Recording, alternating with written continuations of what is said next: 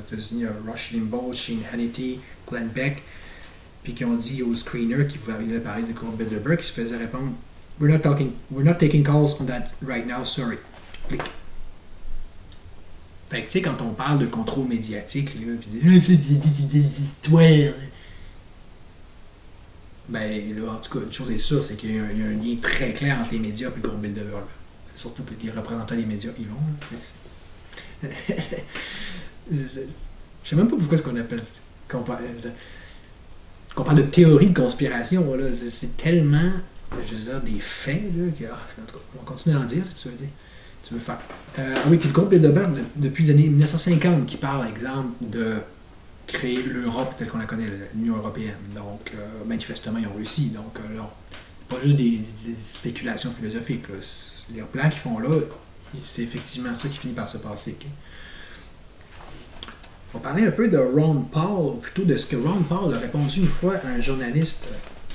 Ron Paul est considéré là, par l'auteur de ce livre-là comme étant un des seuls politiciens honnêtes, comme on pourrait en effet le porter à croire selon la réponse qu'il a faite, parce que c'est un des seuls qui va répondu directement et factuellement, honnêtement, à une question sur le groupe Bilderberg. Okay? Parce que le caméraman, il demandait, ouais, après toi, qu'est-ce que. Parce que là, il avait demandé, ok, penses-tu que c'est. Tu as entendu parler du meeting des Bilderberg, qu'il va avoir lieu à telle place, telle date? Il dit oui. Il dit, qu'est-ce que tu penses, de quoi tu penses qu'ils vont parler? Il a dit, well, they probably get together and talk about how they're going to control the banking systems of the world and natural resources. And we get together and talk about how we're going to get our freedom back. So, we have our own things to talk about too.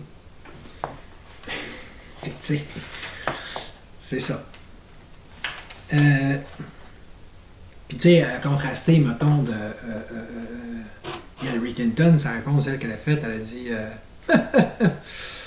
elle a ri, puis elle a dit « Sir, I have no idea what you're talking about. » Hillary, qui, petite parenthèse, ça, j'avais pas ça, elle a écrit, imaginez-vous, sa college thesis sur Saul Alinsky, the leftist extremist who dedicated his book Rules for Radicals to Lucifer and adored his subversive tactics to further the big government agenda. On va revenir un peu à Lucifer pour toi. 174, bon, qu'est-ce qu'il y a? Ouais, Northwood, ok. Parce que, tu sais, c'est... comment ils fonctionnent, on va dire les Illuminati modernes, ok? Mais bon, on va dire... Non, on ne prend pas le terme Illuminati, là, pas vous mêler, mais... Comment ils fonctionnent, exemple, le gouvernement américain, là, moderne? Comment il a fonctionné pendant des années, manifestement, sous contrôle de la société secrète dont on parle, quel soit le nom qu'on lui donne, ben, c'est beaucoup avec ce qu'on appelle les false flags. Donc, tu crées un problème, puis là, tu arrives pour le régler. Un peu comme la COVID, mettons. Ou comme 9/11, OK? Mais là, je ne rentrerai pas dans le COVID, je ne rentrerai pas dans 9/11. De deux, c'est deux choses qui sont très documentées. Même sur mon site à moi, peut-être pouvoir trouver ma revue de presse là-dessus. Pour ce qui est de la COVID du moins. Mais là, c'est parce que justement, on se retrouve encore avec la COVID, avec la question où on dit ouais, mais c'est pas vrai, ils font pas ça, ils feraient jamais ça, c'est des conspirations. Ok. Oui, c'est des conspirations, mais regardez. Là, il y en a une qui est ultra documentée, puis c'est Operation Northwood. Ok.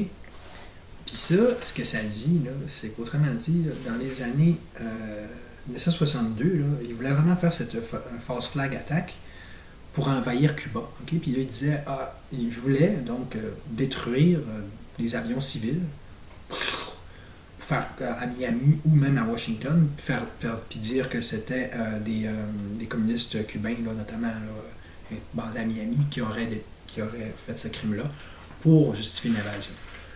OK? On a dit, ouais, c'est ça. Mais écoute, c'est des Northwood documents qui ont été déclassifiés, sont 100% authentiques. Puis ce plan-là a même été reporté sur ABC en 2001, sur leur website, où l'article, on peut dire dans l'article, In the early 1960s, America's top military leaders reportedly drafted plans to kill innocent people and commit acts of terrorism in U.S. cities to create public support for a war against Cuba. Là, c'est des médias eux-mêmes qui le disent. Vous me dites que donc, l'opération Mockingbird, de ça, c'est des faits, là. Des faits. Fait que là, maintenant que les faits sont là, utilisez votre cerveau. OK, ils auraient fait ça à l'époque, mais jamais qu'ils auraient refait ça. Jamais dans leur vie, tu sais. Bon, OK, peut-être qu'on va revenir de toute façon. Mais juste pour être sûr qu'on comprenne bien leur façon de penser, OK? Rahm Emanuel, qui a été le président Obama's Chief of Staff, il a fait un statement assez incroyable suite au crash de 2008 économique. Il a dit You never let a serious crisis go to waste. And what I mean by that is it's an opportunity to do things you think you could not do before. C'est un peu comme un certain Klaus Schwab dit par rapport à la COVID. C'est comme des coïncidences, évidemment. George Bush père. OK? Même principe. 2 heures après l'invasion de l'Irak, il a dit vous voyez, on a l'occasion de faire un New World Order. OK? Ça, vous pouvez facilement trouver ça sur YouTube. Puis, quand on parle de New World Order, si on parle de, mettons, Henry Kissinger, on va reparler tantôt de ce bonhomme-là, il a dit, il disait par rapport à Obama que, vu qu'il est très aimé, ça va être, il va pouvoir donner un nouvel impetus, un nouvel élan à la politique américaine. Puis il a dit, sa tâche va être de développer une overall strategy for America in this period when really a new world order can be created. It's a great opportunity. It isn't just a crisis. Donc, toujours par rapport au meltdown, au economic meltdown. Vous voyez le principe, là. Eux autres, une crise, quand ils sont pas en train, quand ils ne créent pas les crises, comme mettons celle-là de Northwood, à supposer qu'il n'ait pas aussi créé celle du 9/11 puis de la COVID, okay? Ou même la crise économique, là, mais une chose est sûre, c'est qu'une fois qu'elle est créée, là, par exemple, ils sont contents parce que on peut faire un New World Order. Regarde donc. Drôle de façon de penser. Hein? OK.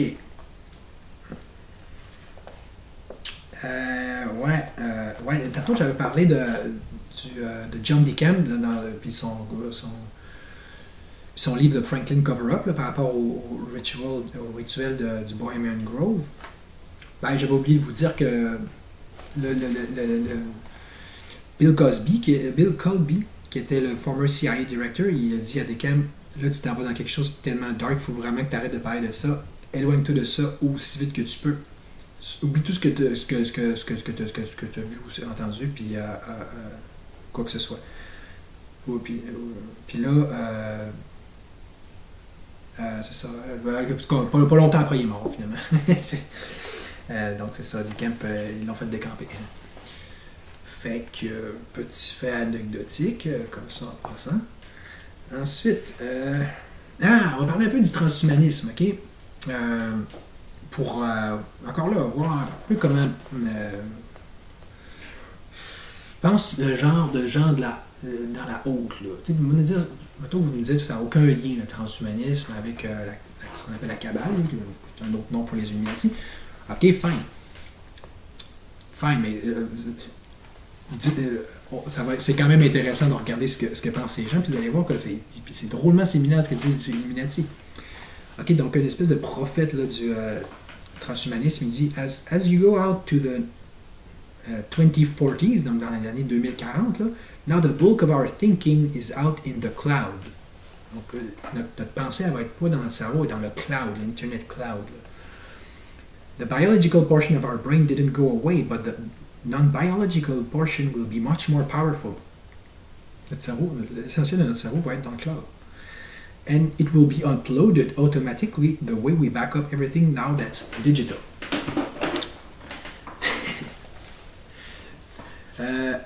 Après ça, ça c'est Zoltan Itzvan. Okay? Il dit The transhumanist age, where radical science and technology will revolutionize the human being and experience, will eventually bring the indefinite lifespan, cyborgization, cloning, and even ectogenesis, where people use artificial wombs on the side of their bodies to raise fetuses. Breeding controls and measures make more sense when you consider that some leading life extensionist scientists believe we will conquer human mortality in the next 20 years. Donc là, leur but, c'est ça, c'est... Donc de un, là, tu regardes la cyborgisation, l'ectogenesis, c'est un moyen beau monde dans lequel ils veulent nous mener l'espace et notre cerveau dans le cloud. Mais surtout, tu vois que eux, leur principe, c'est d'éliminer la mort dans les prochaines 20 années. Mais évidemment, pour les elected few qui vont pouvoir se le permettre et qui vont être dignes d'avoir accès à ces technologies-là et qui vont faire partie d'un peu de l'élite déjà, à mettre en relation avec les Georgia Guidestones, qui manifestement, je ne vais pas dans le détail, mais ça vient toute la même gang Illuminati ou pseudo-Illuminati, puis qui spécifie, notamment, comme son premier commandement, qu'il faut réduire la population, finalement, humaine à 500 millions d'habitants. Probablement par des vaccins tueurs, etc. Mais le point étant, voyez-vous comment ça fit, là? On réduit la population, puis ceux qui restent, non seulement ils vont être autorisés à vivre, mais à vivre éternellement. Donc on va en faire littéralement une sorte de dieu, là, ou de race supérieure. Tu vois que c'est fun comment ils pensent, hein? C'est vraiment... c'est comme quand justement les Illuminati au départ disaient nous là, on est au-dessus des souverains, là, puis toute cette mentalité-là de société secrète. Ah, en haut, là, nous, on a des connaissances qu'en bas, ils n'ont pas digne d'avoir. C'était un élitisme excessivement radical, mais tu vois que c'est dans les. C'est profond, là, c'est dans les core values. OK. Ah ouais, on va parler un peu du symbolisme, OK? Le billet américain de 1$, OK? Qu'est-ce qu'on voit dessus? Des beaux petits symboles comme la pyramide, le All-Seeing Eye, l'œil d'Horus. Sûrement, ça n'a aucun rapport. C'est juste que l'homme qui a désigné le Great Seal, c'est un franc-maçon qui s'appelait Charles Thompson. Mais ça n'a aucun rapport, c'est sûr. Tout comme aussi la phrase Novus Ordo Seclorum, OK? New World Order, si tu veux, là, qui apparaît en bas de la pyramide. Et tu vois, comme par hasard, Nancy Pelosi, en 2007, a fait une étrange référence à ce Great Seal-là. Elle a dit « Our founders envisioned a new America driven by optimism and opportunity and courage, so confident were they in the new America that they put on the Great Seal of the United States, Novo Ordo Seclorum, a new order for the ages.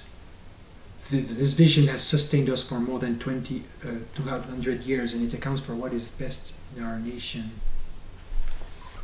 Now it is a responsibility to carry forth that vision of a new America. » Ils veulent la changer, l'Amérique, c'est sûr, mais de quelle façon? La statue de la liberté. Ah oui, ça c'est un bon américain. Ah oui, ça vient d'où? Ben, d'un certain Bartholdi. Ah, qui était franc-maçon. D'ailleurs, au départ, il a destiné même pas, apparemment, pour les États-Unis. Il était censé aller en Égypte, donc l'endroit des pyramides. Puis je pense qu'il y en a comme une 60aine à travers le monde, on n'en parle même pas. Ah oui, est-ce que j'avais dit que les Illuminati étaient étendus à travers le monde? Puis pourquoi là, la liberté, le flambeau? Ben Lucifer, c'est parce que là, je n'ai pas le temps d'entrer dans les détails, mais c'est... Okay, c'était comme une figure importante pour eux autres, Lucifer. Ça veut dire bearer of light, ok? C'est ça, le porte-lumière, je vous dis, là, pas le temps de développer là-dessus. Le monument de Washington, ok? L'obélisque. Ça représente quoi? Je veux dire, traditionnellement, l'obélisque, ben, c'est une forme phallique, fait que ça représente un phallus. Fait que ça veut dire que chaque matin, pour le président américain qui se lève, on lui rappelle très clairement qu'il mène là, aux États-Unis. C'est pas une croix l'économie, c'est pas, non, c'est phallique, c'est païen, donc c'est comme quelque chose de complètement pas rapport avec l'Église ou les valeurs qu'on peut connaître là. OK, maintenant, on va parler un peu de Rockefeller. Ouais, Rockefeller, OK. qu'est-ce qu'il a fait, lui? Ben, il a financé MK Ultra, l'eugénisme et bien sûr l'industrie pharmaceutique moderne, incluant notamment l'industrie vaccinaire. Et puis, écoutez bien, là on rentre dans des confessions, si tu veux, des aveux qui viennent des Illuminati eux-mêmes. Okay? Ça, c'est la partie préférée. Donc, ce qu'il avait dit, lui, c'est Some. Ok, parce que là, il dit. Il parle de ce que les gens disent de lui. Il dit Some even believe we are part of a secret cabal working against the interests of the United States, characterizing my family and me as internationalists, and conspiring with others around the world to build a more integrated global political and economic structure. One world, if you will. If that's the charge, I stand guilty and I'm proud of it. C'est ça que là, peut-être qu'une conspiration, hein? Je veux dire, tu sais, oui, c'est une conspiration, mais il l'avoue. Bon, on va parler de Carol Quigley, qui était un establishment insider et mentor de Bill Clinton. Ouais, lui, really. Qu'est-ce qu'il dit? There does exist, and has existed for a generation, an international Anglophile network which operates to some extent in the way that the radical right believes the communist acts. In fact, this network, which we identify as a roundtable group, have no aversion to cooperating with the communists or any group, and frequently does so. I know of the operations of this network because I have studied it for 20 years and was permitted for 2 years in the early 60s to examine its paper in secret records. I have no aversion to it or to most of its aims and have, for much of my life, been close to it in many of its instruments. I have objected, both in the past and recently, to a few of its policies, blah, blah, blah, blah, blah. But in general, my chief difference of opinion is that it wishes to remain unknown, and I believe its role in history is significant enough to be known. Fait que là, il décrit comment que le système, que l'élite financière a créé des groupes pour influer les gouvernements, comme le Council of Foreign Relations, et puis que ces groupes-là, comme mettons Council ou bien le Round Table, sont en fait des excellents endroits qui sont fortement influencés eux-mêmes par les banquiers comme JP Morgan. Parce que c'est ça, ils sont dominés par un large number of Morgan experts. Fait que, ouais. Donc, c'est ça, tu avais des représentants qui sont américains, mais tu en as qui sont juste des banquiers, puis c'est eux qui dominent. Il parle à un moment donné des deux. Pourquoi qu'il y a juste deux partis aux États-Unis. Ils disent These two parties should be almost identical so that the American people can throw the rascals out at any election without leading to any profound of extensive shifts in policy. C'est. Là, il parle comme. C'est ça, là, que la réserve, le but, c'était de faire ok, ouais. Par rapport à la réserve, puis au financial takeover of government by private banks, il dit The powers of financial capitalism had a far-reaching aim, nothing less than to create a world system of financial control in private hands, able to dominate the political system of each country and the economy of the world as a whole. The system was to be controlled in a feudalist fashion by the central banks of the world, acting in concert by secret agreements arrived at in frequent meetings and conferences. The apex of the systems was to be the Bank for International Settlements in Basel, Switzerland. Blablabla. Ok. Bon, là, on va passer ce bout-là. On lâche pas. Edward Bernays. Lui, il a dit. Lui, donc, c'est qui ça? C'est. Ah oui! C'est un peu le ministre de la propagande américain de 1928. Okay? C'est lui là, que le département de défense, ou plutôt de la guerre, avait engagé pour influencer l'opinion publique là, pour supporter l'application américaine dans la Première Guerre mondiale. Ensuite, l'industrie du tabac l'a engagé pour encourager les femmes à fumer la cigarette. Mais regardez bien qu'est-ce qu'il a dit, OK? The invisible government tends to be concentrated in the hands of the few because of the expense of manipulating the social machinery which controls the opinions and habits of the masses. OK. Le 28e maintenant président des États-Unis, Woodrow Wilson. C'est lui qui est même l'homme qui est responsable pour avoir signé le Federal Reserve Act, qui a permis donc, qui est carrément donné au système bancaire américain, tout, puis donc à la mafia qui l'accompagne, l'argent, finalement le contrôle de l'argent en 1913. Voici deux admissions que lui-même faites par la suite. Pour commencer, une admission relative justement au fait qu'il a remis au cartel des banques là, finalement le contrôle de l'argent puis donc de la monnaie. Il dit I am a most unhappy man. I have unwittingly ruined my country. A great industrial nation is now controlled by its system of credit. We are no longer a government by free opinion, no longer a government by conviction and the vote of the majority, but a government by the opinion and duress of a small group of dominant men. Une autre plainte qui est faite pour Petit Pitou, lui, hein, il s'est laissé faire. Hey. Since I entered politics, I have chiefly had men's view confided to me privately. Some of the biggest men in the United States in the field of commerce and manufacturing are afraid of something. They know that there is a power somewhere so organized, so subtle, so watchful, so interlocked, so complete, so pervasive, that they better not speak about their breath when they speak in condemnation of it. J'aime la vérité. John F. Kennedy. OK.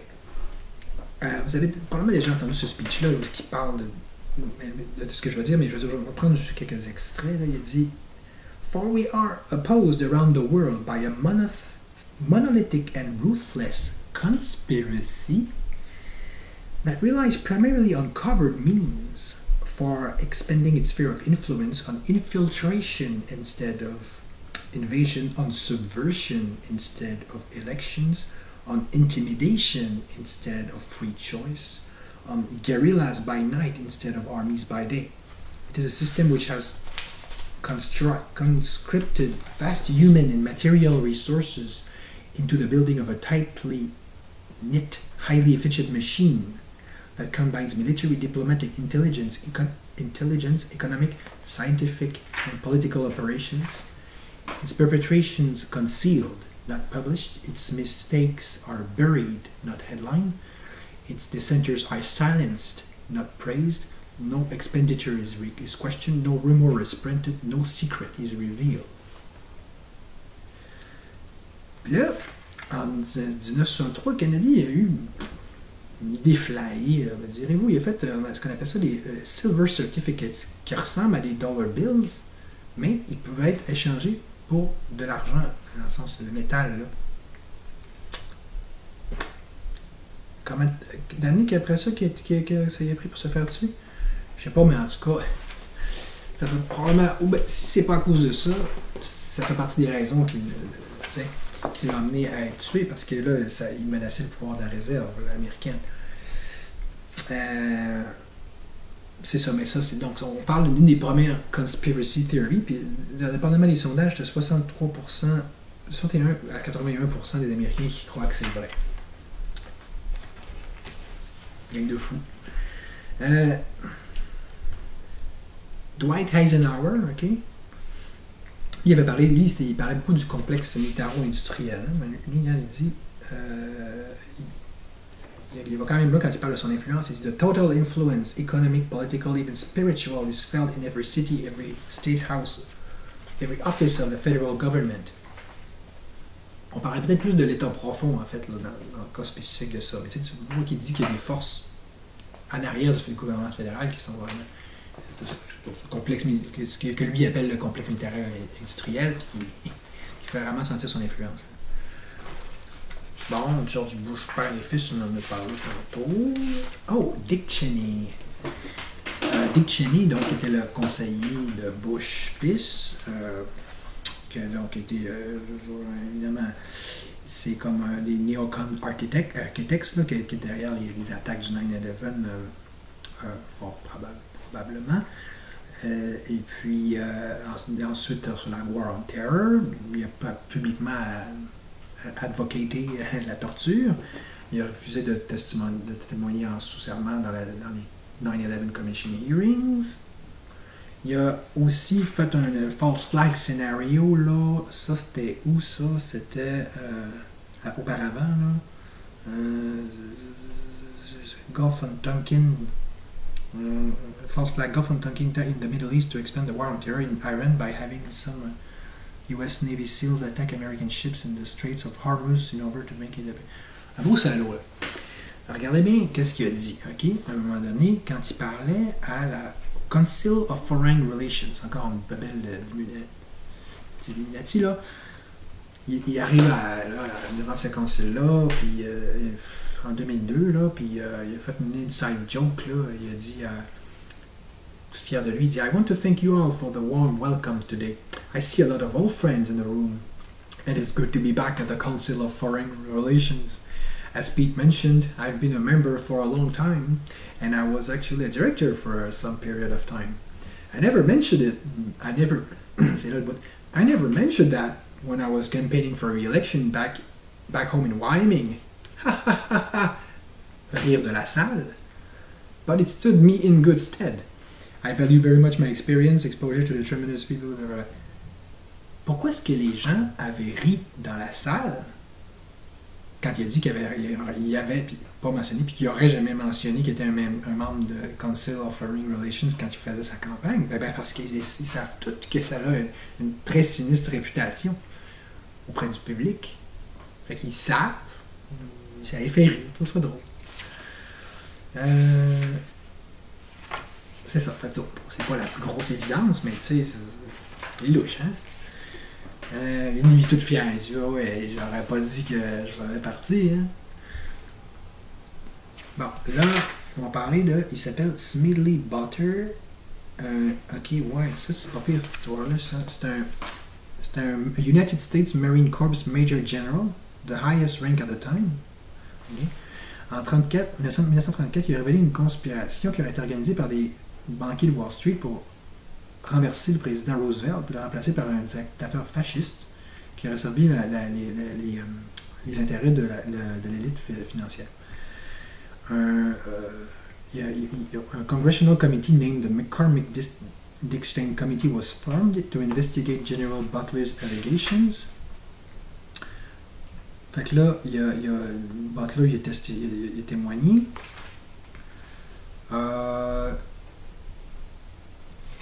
Il n'y a eu aucune. While no one was indicted, aucune condamnation, le Congressional Committee concluded that some of Butler's claims were true. Regardez qu'est-ce qu'il a dit. C'est quoi ok, on va dire en anglais. The Congressional Committee's final report stated, in the last few weeks of the committee's official life, it received evidence showing that certain persons had made an attempt to establish a fascist organization in this country. There is no question that these attempts were discussed, were planned, and might have place in execution when and if the financial backers deemed it expedient. Il appelle ça the business plot. C'était vraiment Wall Street qui, en fond, qui essayait de prendre le contrôle, si tu veux.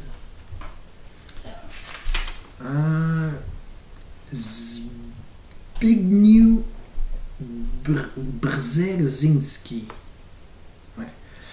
Lui, il parle du c'était un National Security Advisor for President Jimmy Carter, member of the Trilateral Commission, protégé of David Rockefeller. Il a fait, lui, il parle qu'est-ce qu'il dit d'intéressant, là? Ah oui!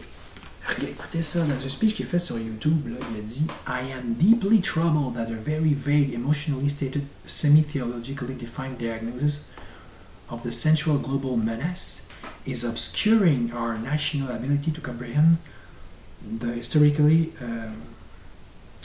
unprecedented challenge which is being posed in our time by a massive global political awakening, and thus is obstructing our ability to deal effectively with the global political turmoil that this awakening is generating.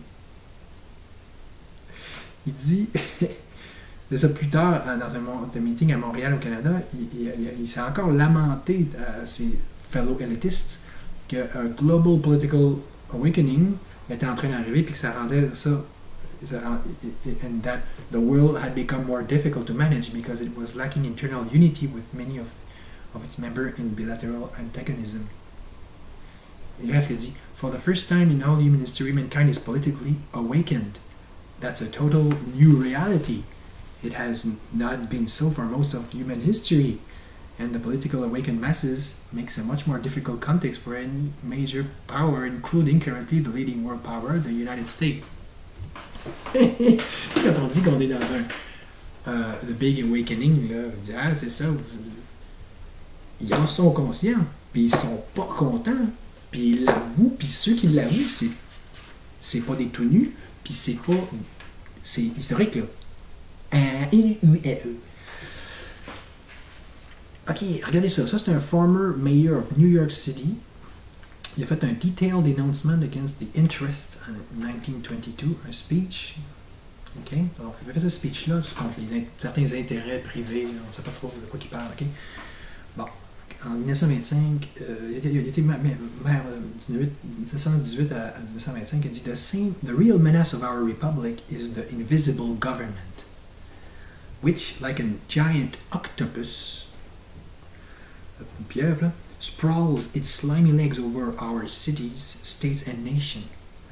To depart from mere generalizations, let me say that at the head of this octopus are the Rockefeller Standard Oil interests, and a small group of powerful banking houses generally referred to as the international bankers.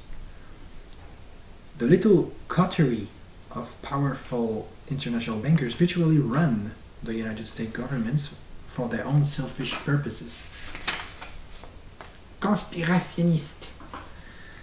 He continued, they practically control both parties, déjà en 1922, là, with right political platforms, make cat's paws of party leaders, using the leading men of private organizations, and resort to every device to place in nomination for high public office. Only such candidates will be amenable to the dictates of corrupt big businesses. These international bankers and Rockefeller interests control the majority of the newspapers and magazines in this country. They use the columns of these papers to club into submission or drive out of public officials who refuse to do the bidding of the powerful corrupt cliques which compose the invisible government. It operates under cover of a self-created screen sizes.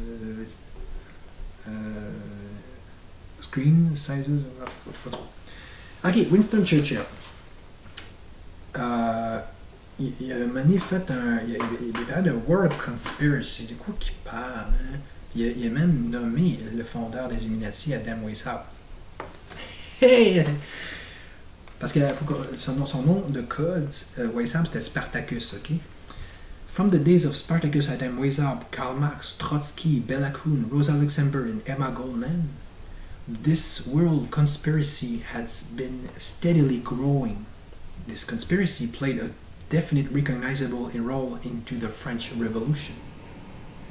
It has been the mainspring of every subversive movement during the 19th century, and now at last, this band of extraordinary personalities from the underworld of the great cities of Europe and America have gripped the Russian people by the hair of their head and have become the undisputed masters of that enormous empire. Les Rothschilds, il y a une citation qui est souvent attribuée à Mayer Rothschild, mais c'est pas vérifié, sauf que son fils, après ça, le dit, puis ça, c'est vraiment très, très vérifié, ok?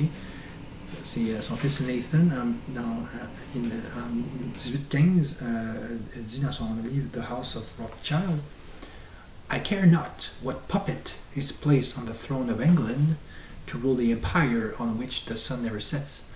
The man who controls the British money supply controls the British Empire, and I control the British money supply.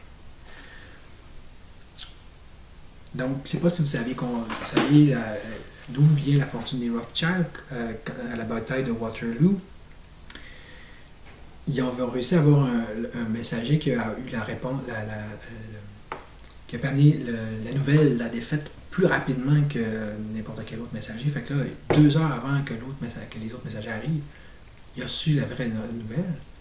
Donc, il a su que les Anglais avaient gagné. Mais lui, qu'est-ce qu'il a fait? Automatiquement, il a fait une fausse nouvelle. Il a dit que les Anglais avaient perdu, que Napoléon avait gagné. Puis il a dit, vendez vos actions. Tout le monde a vendu ses actions. Puis là, quand la passage est arrivée, la vraie nouvelle, il a dit racheter. Avez-vous dit crosseur? Puisque vous le dites. Mais ce qui est intéressant, c'est que, il y a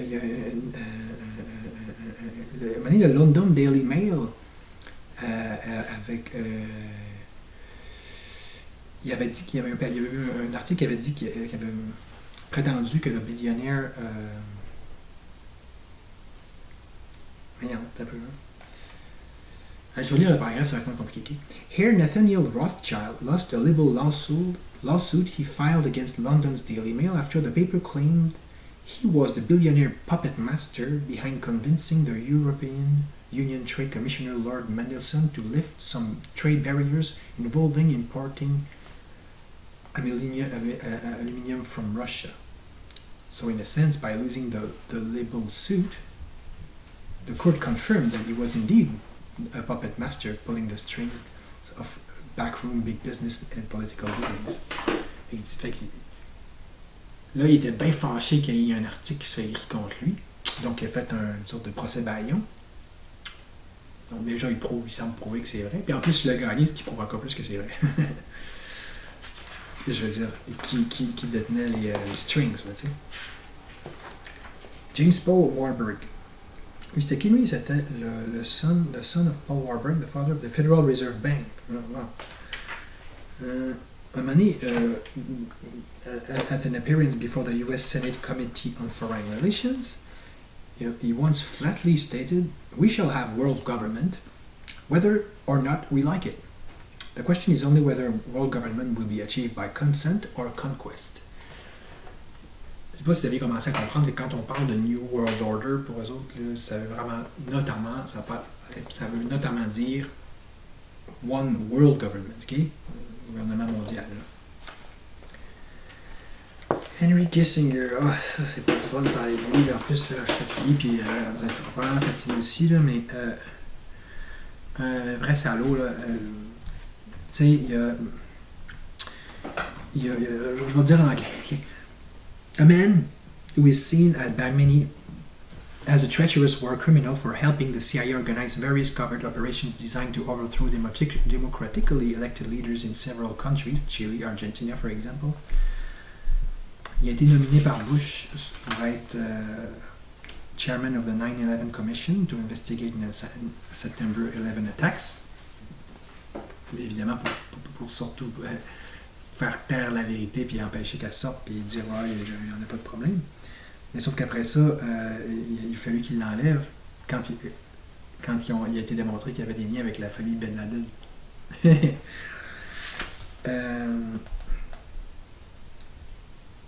Ouais. Global Elite. Hein? David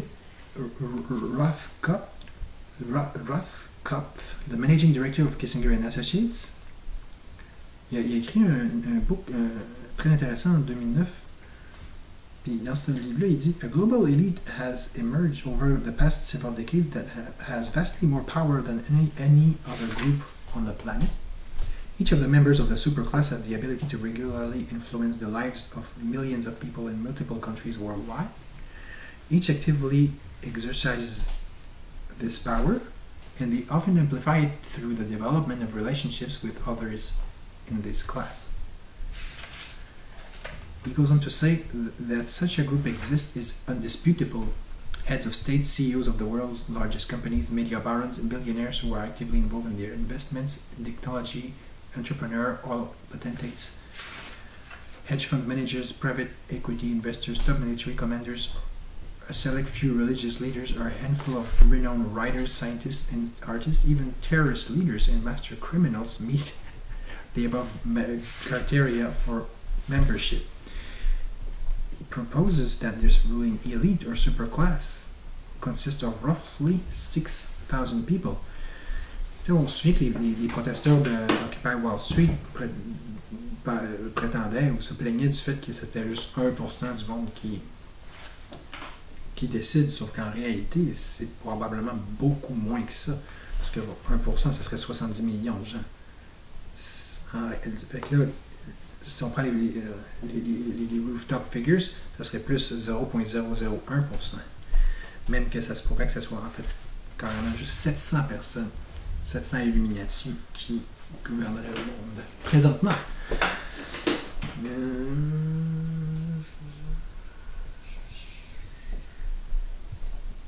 Ouais. Richard Nixon, George Washington, je t'ai parlé. Ça, c'est plus ou moins intéressant.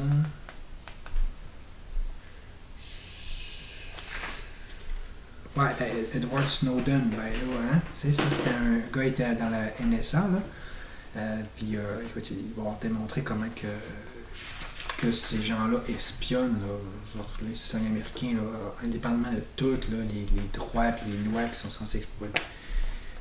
Qui sont censés s'appliquer, là, la mass surveillance, des microcellular modems, tu sais, puis, quand on parle de Eye Seeing Eye, là, tu sais, là, ça fait évidemment penser à Big Brother, surtout qu'on sait qu'eux autres, là, le government veut faire un world government, ils veulent que le government contrôle tous les enfants, je veux dire, ils veulent que le gouvernement, ce soit comme un style communisme ultra puissant, ultra totalitaire, finalement. Ben là, on est là, tu sais, c'est drôle, là, tu regardes comment que les États-Unis fonctionnent en termes d'espionnage, puis au niveau de la NSA notamment, puis c'est déjà pas mal ça, hein. Après ça, tiens, c'est quoi?